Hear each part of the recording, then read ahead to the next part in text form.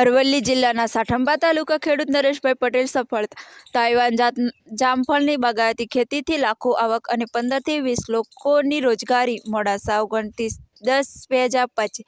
ગુજરાતના અરવલ્લી જિલ્લાના સાઠંબા ગામમાં પ્રગતિશીલ ખેડૂત નરેશભાઈ પટેલ પરંપરાગત ખેતીને બદલે બાગાયતી ખેતી અપનાવીને 3 વીઘા જમીનમાં તાઇવાન જાતના જામફળની ખેતી કરે છે. તેઓ દર વર્ષે લાખો રૂપિયાની આવક મેળવી રહ્યા છે. સાથે જ 15થી 20 સ્થાનિક લોકોને સીધી રોજગારી પણ પૂરી પાડી રહ્યા છે. ગુજરાત સરકાર બાગાયતી વિભાગ દ્વારા મળતી સબસિડીનો લાભ લઈને નરેશભાઈ આ અદ્યતન ખેતીની શરૂઆત કરી હતી. તાઇવાન જામફળને ઉચ્ચ ગુણવત્તા, વધુ ઉત્પાદન અને બજારના માર્ગમાં ધ્યાનમાં રાખીને તેમણે આ ખેતી પસંદ કરી. જામફળ સ્થાનિક બજારોમાં ઊંચા ભાવે વેચાઈ રહ્યું છે.